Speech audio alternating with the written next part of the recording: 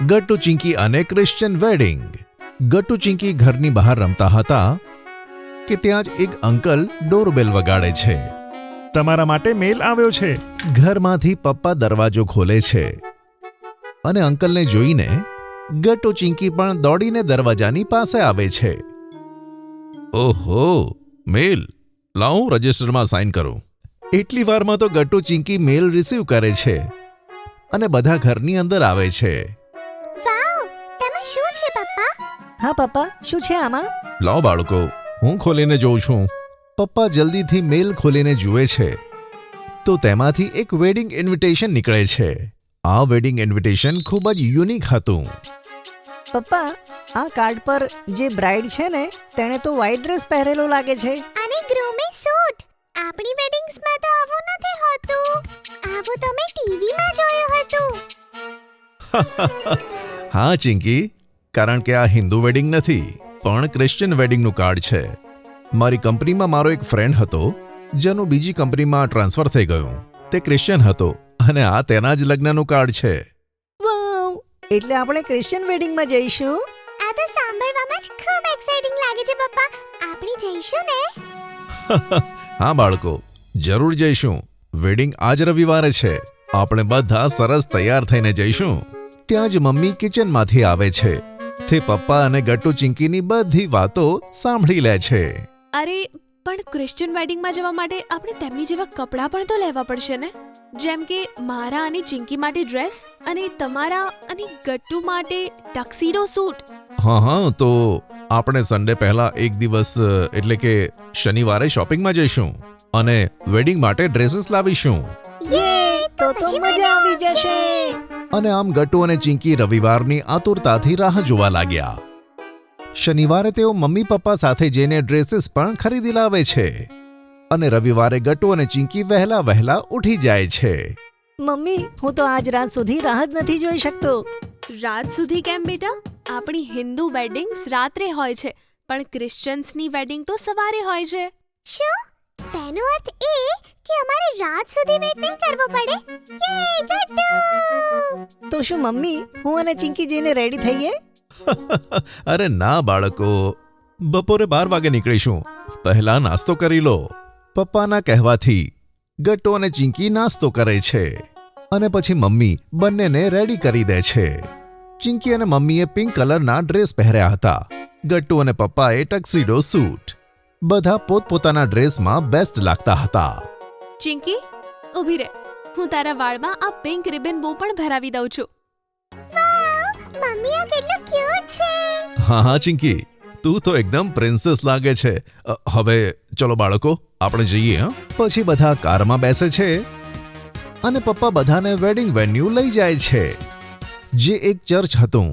Church સુંદર સજાવેલું હતું અને બધી જગ્યાએ સફેદ ફૂલો હતા. વાવ, ચર્ચ કેટલું સુંદર સજાવેલું છે ને મમ્મી પપ્પા. હા ગટ્ટુ ચિંકી, ચલો અંદર જઈને સીટ પર બેસવાનું છે. ગટ્ટુ ચિંકી, તમે જરાય બૂમો ન પાડતા. ઓકે પપ્પા. પછી બધા ચર્ચમાં જાય છે અને સીટ્સમાં બેસી જાય છે. ત્યાં ઘણા બધા લોકો હતા.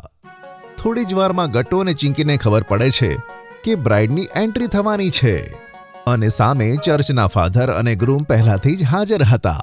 ગટ્ટુ ચિંકી, હવે જોજો, સામેથી બ્રાઇડ ચાલીને આવશે તેના પપ્પાની સાથે, જે ખૂબ જ અગત્યનું રિચ્યુઅલ હોય છે. હંમેશા પપ્પા જ તેની દીકરી સાથે આઇલ પર વોક કરીને આવે છે. ઓહ, કેટલું ઇન્ટરેસ્ટિંગ છે ને આ પપ્પા. હું સ્કૂલના બધા જ ફ્રેન્ડ્સને આ બધું કહીશ. ત્યાં જ અચાનક ચર્ચમાં બેઠેલા બધા લોકો ઊભા થાય છે અને પાછળ જોવા લાગે છે.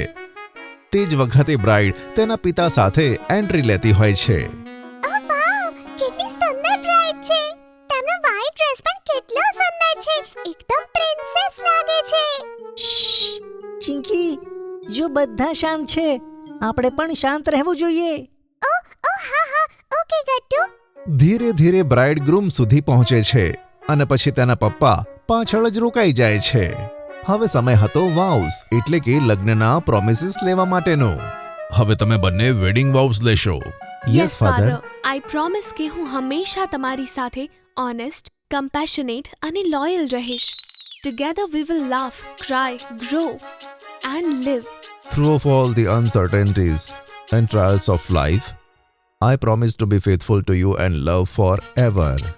જેવા જ બ્રાઇડ અને ગ્રૂમ પોતાના વાઉસ લે છે, ત્યાં બેઠેલા બધા લોકો ક્લેપિંગ્સ કરે છે. પછી ફાધર તેમને એકબીજાની રિંગ્સ આપે છે અને બંને જણા એકબીજાને રિંગ્સ પહેરાવે છે. અને આ સાથે વેડિંગ પતી જાય છે અને ત્યાં બેઠેલા બધા લોકો ક્લેપિંગ્સ કરે છે. વાવ પપ્પા, હવે શું થશે? હવે બ્રાઇડ અને ગ્રૂમ ચર્ચની બહાર જશે, જ્યાં ટેબલ અને ચેર લાગેલા છે. ત્યાં બંને જણા એક સાથે ફોટો ક્લિક કરશે. પછી ખાવાનું શરૂ થશે. ચલો ગટ્ટુ ચિંકી, આપણે પણ બહાર જવાનું છે. હા, ઓકે પપ્પા. અને બાળકો, જ્યારે આપણે વેડિંગ કપલને કોંગ્રેચ્યુલેટ કરવા જઈશું ત્યારે તમે તેમને આ બુકે આપી દેજો. ઓકે? Okay mummy. પછી બધા મહેમાનોની સાથે ગટ્ટુ ચિંકી પણ બહાર લોનમાં જાય છે. ત્યાં બ્રાઇડ અને ગ્રૂમ પોતાની ચેર પર બેસી જાય છે અને પછી બધા મહેમાનો એક પછી એક તેમની પાસે જઈને ફોટો ક્લિક કરાવે છે. અને હવે વારો હતો ગટ્ટુ ચિંકી મમ્મી અને પપ્પાને જવાનો. ગટ્ટુ ચિંકી બુકે આપતા કહે છે કે Congratulations to both of you. Oh, thank you Gattu Chinki. હા, thank you very much Gattu Chinki. Congratulations Anthony. Thank you. આવો આપણે બધા એક સાથે પિક્ચર ક્લિક કરીએ. સે ચીઝ. ચીઝ. ત્યાં જ એક લેડી બ્રાઇડ પાસે આવીને કહે છે, હવે બુકે ફેંકવું જોઈએ. ચાલ લીઝા. હા હા જરૂર. લીઝા ઊંધી ફરીને ઊભી રહે છે. તેની પાસે હાથમાં એક બુકે હતું. તેની પાછળ તેની બધી ફિમેલ ફ્રેન્ડ્સ ઊભી હતી. ગટ્ટુ ચિંકી આ બધું ધ્યાનથી જોતા હતા. ત્યાં જ અચાનક લીઝા બુકેને જોયા વગર જ ફેંકે છે અને તેની બધી ફ્રેન્ડ્સમાંથી એક ફ્રેન્ડ બુકે કેચ કરે છે અને બધા હસવા લાગે છે. અરે મમ્મી, આ બધું શું થઈ રહ્યું છે? હા મમ્મી, પેલી દીદીના બુકે કેચ કરવાથી બધા હસે કેમ છે? કારણ કે બાળકો, આ એક રિચ્યુઅલ છે. તેમાં બ્રાઇડની જે ફ્રેન્ડ બુકે કેચ કરે તેના જ લગ્ન હવે સૌથી પહેલા થશે. ઓ એમ. હા બાળકો, જુઓ ખાવાનું શરૂ થઈ ગયું છે. ચાલો જઈને જમી લઈએ. ઘરે પણ જવાનું છે ને? હા પપ્પા. પપ્પા, અહીંયા ખાવામાં શું હશે? તે જ જે આપણી વેડિંગ્સમાં હોય છે. હા બાળકો, લગભગ સેમ. પણ અહીંયા ડિઝર્ટમાં કેક હશે અને સૂપ સ્ટાર્ટ સાથે સેલેડ અને મેઇન કોર્સ. ચાલો આપણે જાતે જ જઈને જોઈએ. પછી ગટ્ટુ ચિંકી મમ્મી પપ્પા સાથે ખાવાનું ખાવા જાય છે. તેમને ખાવાનું ખૂબ જ યમી લાગે છે. પછી ડિઝર્ટ, ફ્રૂટ સ્ટાર્ટ અને કેક પણ ટ્રાય કરે છે. છેલ્લે વેડિંગ કપલને ફરી એકવાર કોંગ્રેચ્યુલેટ કરીને મમ્મી પપ્પા ગટ્ટુ ચિંકી ઘરે આવે છે. જો તમને અમારી વાર્તા ગમી હોય તો પુન ટુન કિડ્સને લાઈક, શેર અને સબસ્ક્રાઇબ કરજો.